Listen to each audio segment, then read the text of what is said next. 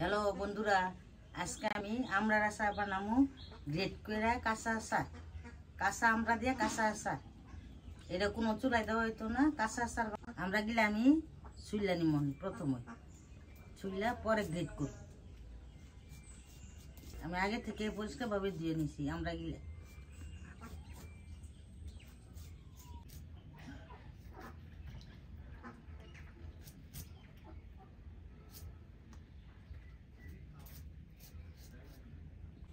বন্ধুরা, এই আচার বানানো অনেক সহজ। আপনারা যদি কোনো সময় না বানাই থাকেন তাও বানাইতে পারবেন আমার রেসিপিটা ফলো করে। বন্ধুরা, আমরা আচার বানাইতে যা যা লাগে তা আপনাকে দেখাইতেছি। যে প্রথমে সরিষা পাটায় বাটর লাগবো, সরিষার পরে রসুন বাটর লাগবো, তারপরে শুকনো মরিচ, অল্প করে শুকনো মরিচ চুলায় ভাজিয়ে তেল ছাড়া তারপরে পাটায় বাটর লাগবো। সবশেষে আমি আমরা আচার কেমনে বানাই তেল দিয়ে একটু দেখাবো। বন্ধুরা, আমরা গেলে আমি গ্রেট করে নিতেছি।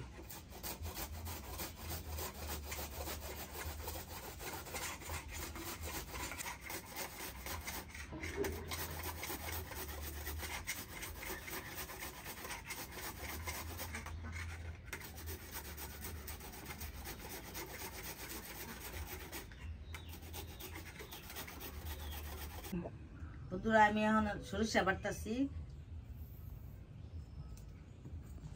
সরিষা গিলা ভালো মতো বানুন।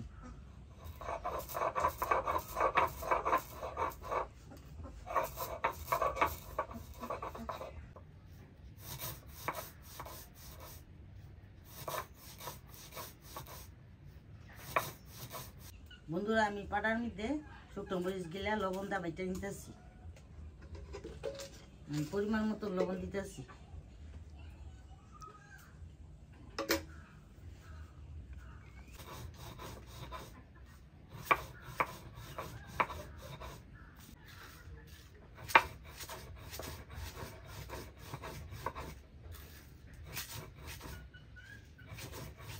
বন্ধুরা, আমার সরিষা মরিচ বাটা শেষ, আমি রসুন গুলা বাটতেছি।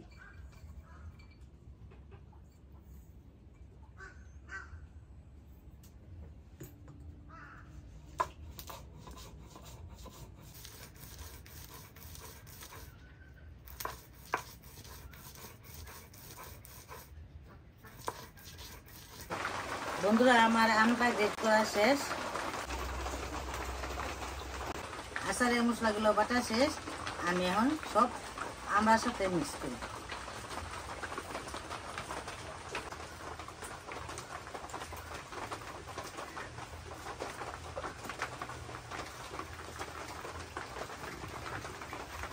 বন্ধুরা, আমি ভালোভাবে একবারে মাখাই নিতেছি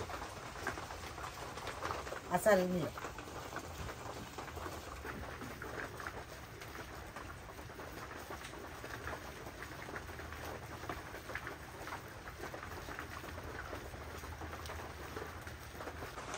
আমার সব মশলা আমরার সাথে মারি শেষ।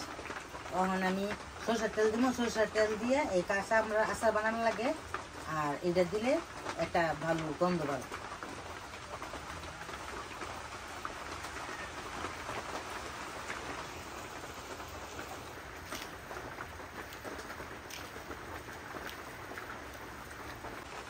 এই আচার আপনার ইচ্ছা করলে ফ্রিজে অনেক দিন রেখে খাইতে পারবেন, আর বাইরে রাখলে রোদ্রে দিতে হইবে, রোদ্রে দিয়ে অনেক দিন খেতে পারবেন।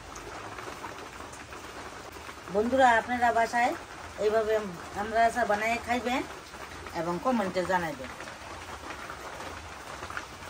আমার ঠাকুর আচারের রেসিপিটা কেমন হয়েছে কমেন্টে জানিয়ে দিবেন, আর লাইক শেয়ার করে দিবেন। ধন্যবাদ আমাদের পাশে।